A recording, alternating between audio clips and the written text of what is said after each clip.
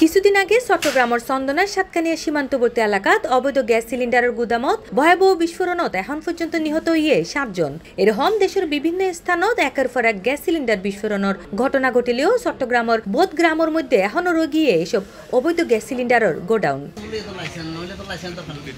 সীতাকুণ্ডত একেবারে ঘরের ভিতরে যেন এই বোমার কারখানা গড়ে তুললে এক ব্যবসায়ী। সরজমিনে যাইরে দেখা যায় উপজেলার কুমিরা ঘাটগড় এলাকাত জনবসতিপূর্ণ গ্রামের ভিতরে একখান বাড়ির বিশাল গ্যাস সিলিন্ডার গোডাউন গড়ে তুললে স্থানীয় আলাউদ্দিন নামে এক ব্যক্তি, যার আশেপাশে আছে বহুত বসত বাড়ি। তবে স্থানীয় কোনো কেউই ক্যামেরার সামনে দিয়ে হতা হইতে রাজি নইলেও তারা হইয়ে গুদামত মেজে প্রায় 2000 গ্যাস সিলিন্ডার আছে, যার কারণে যে কোনো মুহূর্তে বড় ধরনের দুর্ঘটনা ঘটিলে জানমালের ব্যাপক ক্ষতি সাধন হবার আশঙ্কা করে তারা।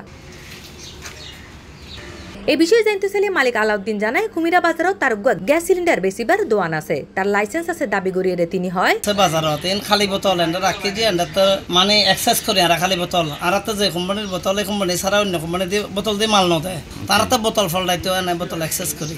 আর আমি তারা রাখিবার নিয়ম নাই যে অনর কথা ঠিক আছে আর বিস্ফোরক লাইসেন্স আছে, তারপর দিয়ে আর এত মাল এত বেশি মাল অল্প মাল বেশি আর বোতল শেষ করি আর এত বড় ব্যবসায়ী ছোটখাটো ব্যবসায়ী। গ্যাস ইয়া করলে যারা গ্যাস রিফিলিং করে এটা লাই বিপজ্জনক, এনে টুকটাক ব্যবসা লাই বিপজ্জনক ন। গ্যাস যদি এক বোতল তার এক বোতলে ফুরে যারা চুরি করে এটা লাই বিপজ্জনক।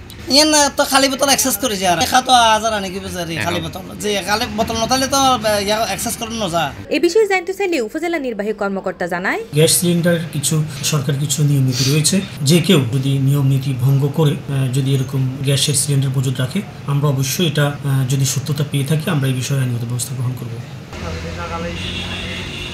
C+ TV Chittagong.